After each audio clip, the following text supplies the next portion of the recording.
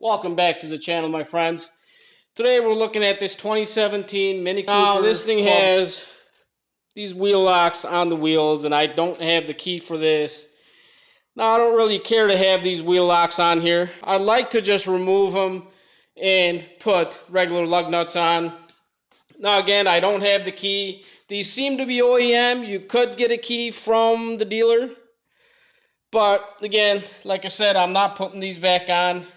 So there is a way to remove them without the key. I was able to get one of them off by just using this key. I'm not sure what this was for, from a different car.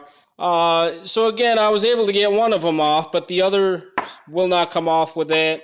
So what you want to do is you want to take a socket.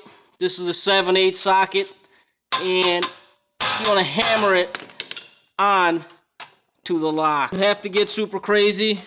These things shouldn't be that tight. And with the breaker bar, they will come off just like so.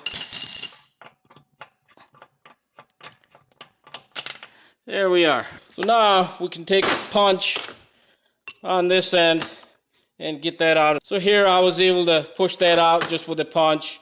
Now 7/8 sockets seem to fit perfectly just right over it. Once you take a little bit of a, and you just want to hammer it on, and that's enough to grab it to make it come loose without the key.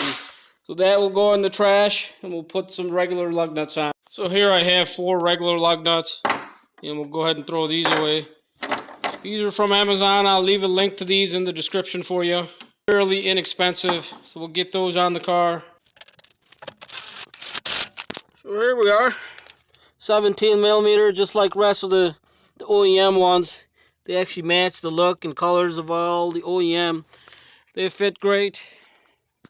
Hopefully this video has helped somebody out. I thank you for watching.